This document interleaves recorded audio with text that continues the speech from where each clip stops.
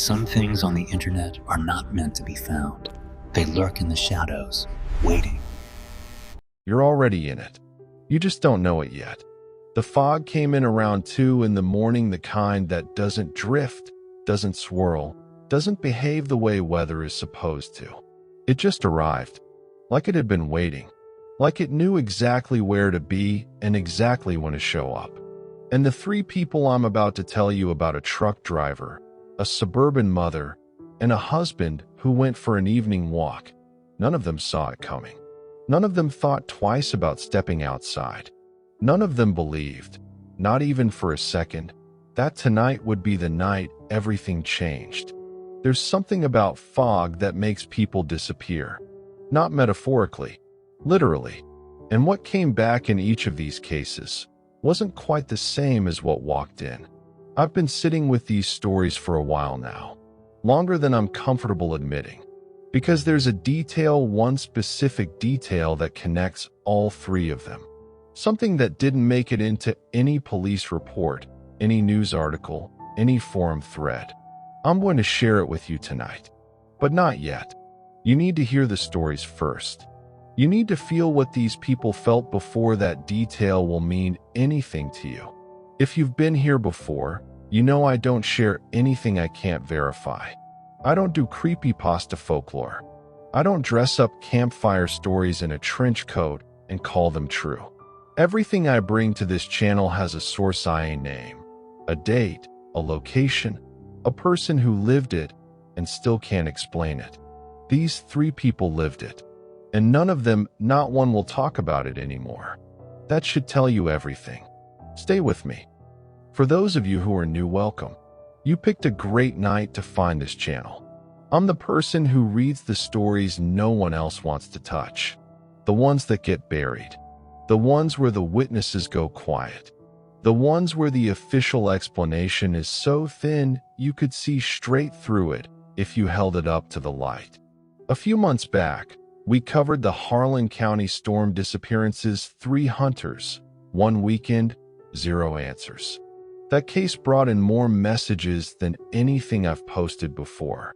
And somewhere in that flood of comments and emails, 3 separate people reached out about fog. Not storms, not rain, fog specifically. I want to know something before we go any further. Have you ever been lost in fog? Not turned around, not briefly confused. Actually lost. Drop it in the comments. Because after tonight, I think you'll understand why I'm asking. These stories were sent to me. I verified what I could. The rest I'll let you decide. Let's get into it. Marcus Webb was not the kind of man who scared easily. 15 years behind the wheel of a semi will do that to you. It sands down the edges, callous the nerves. You see enough near misses on rain-slicked interstates, enough deer frozen in your headlights at 70 miles an hour, enough strange things moving at the margins of your high beams in the deep hours of the night, and eventually, strange stops registering as strange. It becomes texture, background noise, part of the job. He told me this himself, by the way. We spoke on the phone twice. The second time, he asked me not to use his real name. The first time, he talked for 2 hours and didn't ask me anything. That's how I knew the story was real. People with something to hide don't volunteer detail. Marcus volunteered everything. It was a Thursday night in late October. He was running a standard route, Columbus to Memphis, a drive he'd done so many times he said he could do it half asleep. Some nights, he admitted, he basically did. He had. Picking it since Indiana, and the radio locked on a classic rock station that was already starting to fade into static as he pushed further south. The kind of drive where your body is in the truck and your mind is somewhere else entirely. Comfortable, automatic, safe. He noticed the fog around 11:15. Just wisps at first, low to the ground, curling across the road in thin ribbons the way ground fog does in October when the temperature drops fast. He'd seen it 1,000 times. He didn't slow down, didn't think twice. He finished the last quarter of his sandwich, killed the rest of his coffee, and watched the wisps thicken. That's where it started. Not with a bang. Not with something jumping out of the dark. It started the way all real horror starts, with something so gradual you don't notice it happening until it's already happened. By 11:30, the fog had gone from wisps to walls.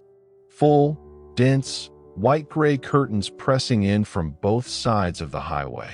His headlights, usually capable of throwing light a solid 300 feet ahead, were bouncing back at him off the fog like he'd driven into a cloud.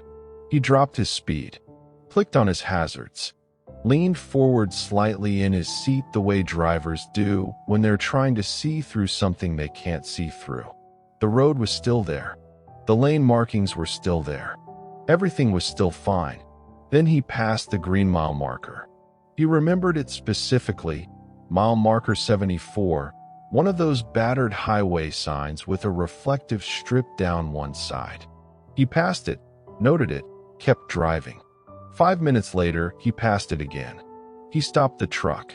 He got out, which, he said, was the dumbest thing he's ever done in his life, and he's aware of that, and he walked back to look at the sign mile marker 74. Same sign, same battered corner, same reflective strip catching the red pulse of his hazard lights. He'd been driving forward. He was certain of it. He hadn't turned around. He hadn't looped. There was no intersection, no on-ramp, no exit. Just a straight stretch of highway going south. And yet, he got back in the truck, kept driving, tried to stay calm by doing what people do when they're trying to stay calm, he narrated to himself, quietly, under his breath. Mile marker 74 at 11:32. Continuing south on 65. Everything is fine. Everything is fine. His GPS, which he used mainly as a clock and a formality on routes he knew by heart, was showing him on the right road, heading in the right direction. So he drove. He passed mile marker 74 again at 11:40. That's when the GPS spoke.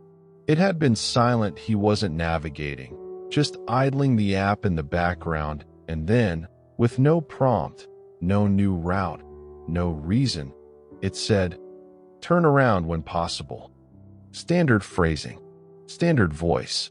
Nothing remarkable about those words on their own, except his GPS was set to a male voice, and what spoke to him in that moment was not a male voice. He described it as softer, quieter, like someone leaning close to a microphone and trying not to be heard. He didn't turn around. He saw the figure at 11:54. It was standing at the edge of the road, just barely in the reach of his headlights, far enough in the fog that he almost convinced himself it was a deer, a post, a trick of light and exhaust, and his own tired eyes. But it was upright, and it was the wrong shape for anything that belonged on the side of a highway at midnight in October. Tall, still, facing him. He blew past it at 50 miles an hour. In his mirrors, there was nothing, just fog closing back in like water over a stone. He didn't stop. He kept driving. He was going to keep driving until he hit Memphis or daylight, whichever came first, and he was not going to think about the shape at the side of the road or the voice on the GPS or the mile marker he'd passed 3 times. He was going to be Radiona, a town, small, just a cluster of lit windows and a water tower, and what looked like a gas station glowing orange and white through the fog off the next exit. He almost passed it. He was almost past it, but his gas gauge was dipping toward a quarter tank and his nerves were genuinely shot, and something about those lights, warm, ordinary, terrestrial, made him feel like he could breathe again. He took the exit. The gas station was called Farrell's. He didn't recognize the name, but rural independents don't all make it onto maps. The pumps were old, the kind with spinning number dials instead of digital displays, and the lights inside the station's small office were that particular shade of yellow that makes everything look slightly jaundiced. There was one attendant visible through the glass. Marcus pulled up to a pump, got out, stretched, tried to shake the feeling that had been sitting on his chest for the last hour. The attendant came out before he'd even reached for his wallet. "Marcus," the man said. Not "hey" or "what can I get you" or "fill her up." Just his name, flat and calm, the way you'd say it to someone you'd been expecting. Marcus froze. "Oh, I know you." The attendant smiled. He was older, maybe 60, maybe older, hard to tell, with the kind of face that seemed to sit very still, like a photograph of a face more than a face itself. "Long drive," he said. "How do you know my name?" "Passing through." Marcus told him he was heading to Memphis. The attendant nodded slowly, like this. Confirmed something. He started pumping the gas without being asked, without Marcus handing over a card, without any of the transactional steps that Pump Your Own Gas America runs on. Just started pumping. And Marcus stood there and let him, because something about the man's certainty made the option of objecting feel unavailable. They didn't speak again until the tank was full. "You're going to want to take 65 back to the main line," the attendant said, replacing the nozzle. "Don't ask." The man looked at him for a moment. Then he turned and walked back into the station without answering. Marcus got in the truck. He drove. He hit Memphis at 3:20 in the morning, pulled into a lot he'd used 100 times before, killed the engine, and sat in the dark for a while. Then he picked up his phone to check his messages. The camera roll opened by accident. There were 63 photos he didn't take. All of them from that night. All of them shot through the windshield into the fog, time-stamped across the missing hours, showing nothing but white-gray murk and the faint orange smear of his headlights. Except in the background of 11 of them, standing just beyond the reach of the light, was the figure. And in the last photo, time-stamped while he was standing at the pump at Farrell's, the attendant was visible through the windshield of the truck, standing directly behind Marcus in the reflection of the glass. Marcus said he tried to find Farrell's on every map app he owned. He drove that exit on his next run through. In daylight, fog long gone. There was no exit there. There was no town. That story came from a trucker in Ohio. Story 2? Closer to home. Maybe yours. Meteorologists call fog reduced visibility. I call it nature's way of hiding what it's doing. Take a breath. I know that story sits heavy. Marcus still drives that route. By the way, he just doesn't stop anymore. Not for anything. I've been reading your comments from the last video, the one about the Harlan County hunters, and a few of you have been piecing things together in ways that are honestly making me uncomfortable. In a good way. Keep going. Drop your theories below, because after tonight, some of those threads are going to start connecting in ways I don't think any of us are ready for. Story 2 is different from Marcus's experience. Quieter. More domestic. Which somehow makes it worse. One detail in this next story has never been explained. Not by the witness. Not by the police. Her name was Diane. She was 43, a paralegal, divorced, and the kind of person who approached the world with the particular brand of calm skepticism that comes from spending your career reading legal documents and watching people lie under oath. She didn't believe in ghosts. She didn't believe in the paranormal. She barely believed in astrology, and she'd tell you so unprompted at dinner parties if the subject came up, which it sometimes did because she lived in the kind of suburb where dinner party conversations occasionally drift toward things like birth charts and energy cleansing and the specific vibration of crystals. She found all of it exhausting. She believed in what she could see, touch, document, and prove. She believed in sleep schedules and routine and the comfort of knowing exactly what the next day would look like before she closed her eyes. She woke up every morning at 2:50 a.m., not by alarm, just by habit, the way some bodies decide on a time and hold to it.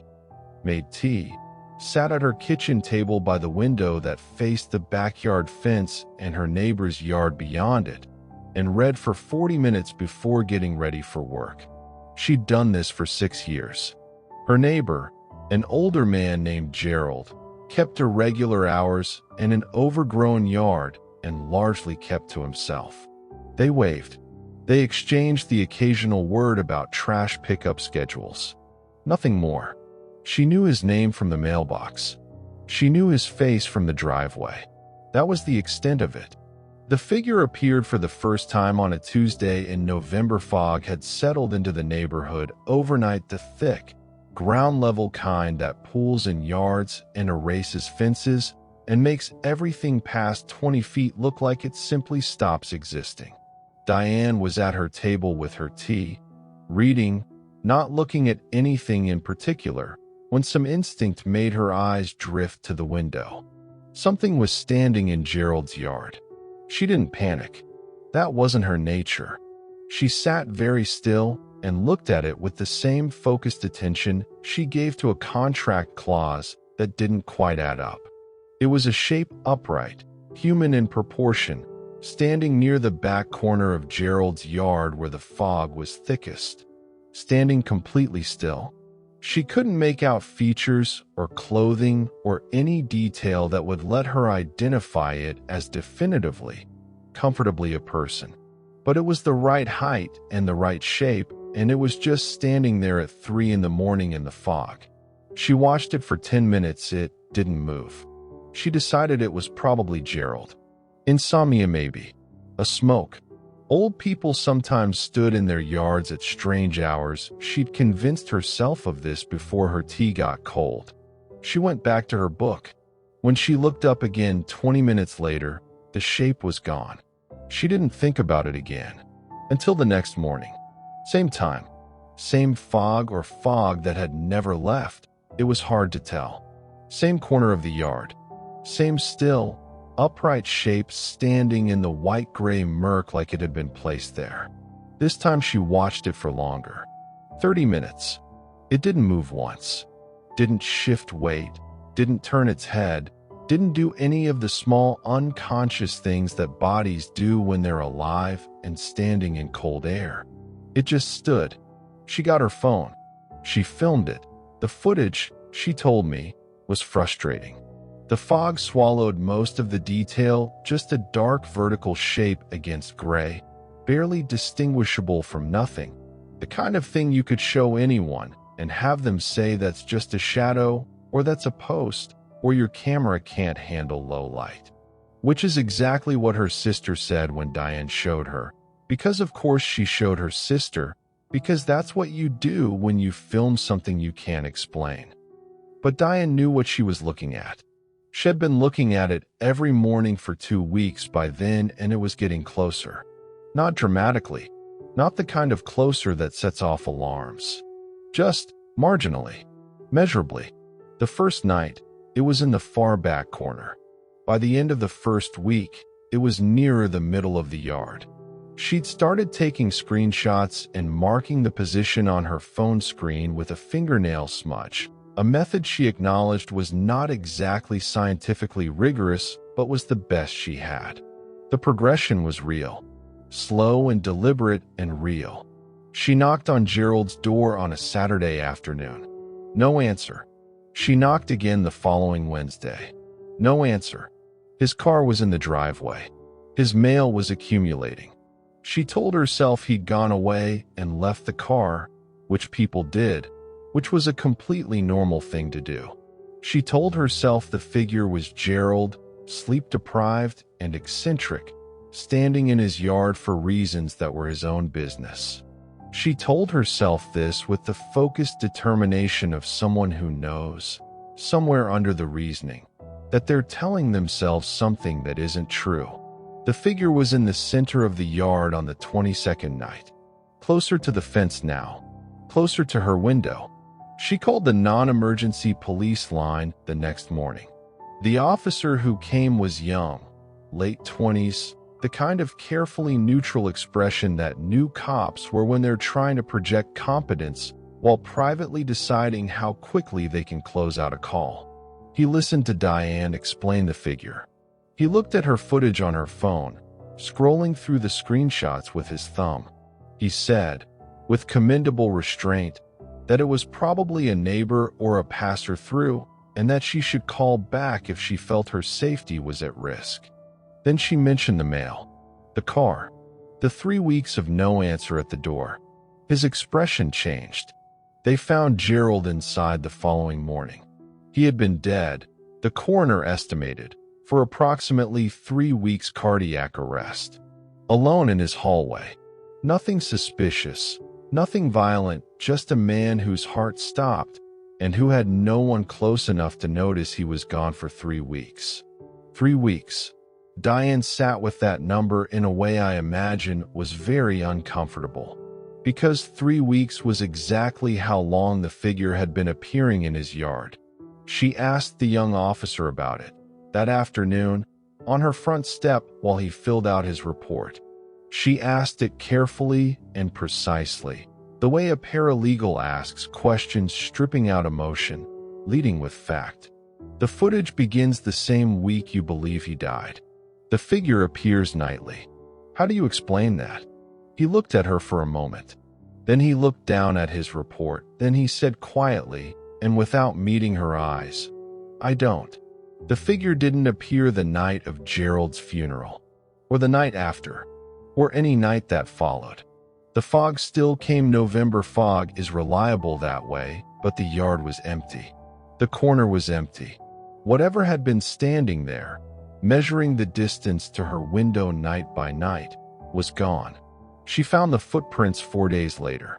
Muddy, clear impressions leading from the back fence from Gerald's side of the fence across her yard, directly to her back door. She followed them with her phone out, filming, her breathing loud in the quiet morning. They stopped at the threshold, right at the edge of the door, like whatever made them got there, and then simply ceased. She moved out of that house 6 weeks later. She doesn't live in that suburb anymore. She doesn't have a yard. I asked her what she thought it was. She was quiet for a long time, then she said, "I think it wanted to come in. I think the funeral stopped it. And I think the only reason I'm okay is because there's a pattern forming. You feel it too. I know you. I've told a lot of stories on this channel, a lot of nights, a lot of cases, a lot of things I've had to sit with longer than I wanted to. But this next one is different. This one has details that haven't been made public. Details that the witness, and I want to be careful about how I say this, the witness asked me not to share. I'm going to share them anyway, because I think you need to know. Drop a comment if you want the unedited version of the witness statement. I'm genuinely considering a full follow-up on this case alone, because what happened to this man, what came back from that fog, is the kind of thing that doesn't leave you. It hasn't left me. That I want you to hold that number for a second. 11 years. Not the giddy, effortless kind of early love, the real kind. The kind that has weight and texture and history. The kind where you know how the other person takes their coffee without asking. Where you finish arguments in under 10 minutes because you've already had every argument and you both know how they end. The kind of love that is less a feeling and more a landscape, something you live inside of without always noticing it's there. They lived in a small coastal town in northern Maine. Population just over 2,000. The kind of town where the fog doesn't visit, it resides. Where the Atlantic pushes cold air inland every evening, and by nightfall you can't see the end of your own street. Joel had grown up there. Carrie had followed him back after graduate school, expecting to stay a year, and then the year became 2, and the 2 became a life, and eventually you stopped counting. Joel walked every evening. This is important. Rain, cold, fog didn't matter. 6 o'clock, after dinner, same route down to the water and back. 40 minutes. Carrie knew this the way she knew her own heartbeat. Reliable. Constant. His. He left on a Friday in September. The fog that night was the worst she could remember, not just thick but present, the way some fogs are, the way they seem to press against windows and muffle sound and make the world feel suddenly, profoundly smaller. She watched him go from the kitchen window. He turned once and waved. She waved back. He didn't come home. By 8 o'clock, she was calling his phone. By 9, she was calling neighbors. By 10, she was on the phone with the police. And by midnight, the Coast Guard had been notified and the search had begun, and Carrie was sitting at her kitchen table, the same table where they'd had breakfast that morning, where he'd complained about the coffee being too weak, where she'd thrown a dish towel at him and he'd caught it without looking, and she was trying to locate herself inside a reality that had, in the space of 2 hours, become completely unrecognizable. She kept a diary during those 3 days. She shared it with me. I'm going to read you pieces of it because I think her words, not mine, are the right ones here. Day 1. They searched the coastal path and the beach below it. No sign his phone is off or dead or gone. I keep looking at the window. The fog still hasn't lifted. One of the officers told me not to worry, people get disoriented in fog. He said, they wander, they find shelter. He said it like it was supposed to help. Day 2. The Coast Guard went out at first light. I stood on the dock for 4 hours. The water was flat and gray and looked like it had never had anything in it. Day 3. I woke up at 3 in the morning and sat at the table. I don't know why. I just felt like I should be awake. Like something was about to happen. He walked through the front door at 6:17 on Sunday morning. Soaking wet. Not damp, saturated, clothes plastered to his skin, dripping onto the hallway floor in a steady, quiet rhythm. Hair flat, shoes dark with water, and smiling. Not the smile of someone who has been lost and frightened and is relieved to be home. Smell. Hey, he said. Carrie stood in the hallway and stared at him. Hey, he said again. Sorry I'm late. She asked him where he'd been. He looked mildly puzzled, not the puzzlement of trauma or dissociation, just the ordinary puzzlement of someone who doesn't understand why you're asking. I went for a walk, he said. Must have lost track of time. 72 hours. He thought he'd lost track of time. The hospital checked him out physically. He was fine. No hypothermia, no injury, no signs of exposure that should have been impossible to avoid after 3 days on a Maine coast in September. His vitals were normal. His blood work was normal. The doctor told Carrie, quietly, in a hallway outside Joel's room, that medically speaking there was nothing wrong with her husband. She nodded. She said thank you. She went back into the room and sat next to the bed and looked at the man she'd been married to for 11 years and waited for the feeling that she was looking at Joel to come back. It didn't come. It's hard to explain wrongness when there's nothing specific to point to. Carrie tried when we spoke, and she's an intelligent and precise person, and even she kept circling back to the same inadequate word. Wrong. Just wrong. Like a cover version of a song recorded by someone who'd heard it described but never actually listened to it. The first thing she noticed was the dog. They had a lab mix named Pepper. 8 years old, gray around the muzzle, the kind of dog that had been a fixture of their life together so long that she was practically a piece of furniture, beloved furniture, but familiar in the way that familiar things stop being remarkable. Joel had named her. Joel had always called her Pepper. He came home from the hospital and crouched down and rubbed the dog's ears and said, "There she is." "Hey, Scout." Carrie froze. "What did you call her?" He looked up. A flicker of something too fast to name moved across his face. Then, "Pepper. Sorry. I don't know where that came from." She let it go. She told herself she was traumatized and reading into things, and that he was home, and he was fine, and the important thing was that he was home. 3 days later, she was washing dishes and humming, the way she did without thinking, the opening bars of the song they'd had at their wedding. A Van Morrison song, specific and particular, and theirs. Joel came up behind her and put his arms around her the way he always did, and he started humming along. Almost. The melody was close. Close enough that it took her 4 bars to realize it was wrong. Not the wrong notes exactly, more like the wrong feel, the wrong instinct about where the phrase was going.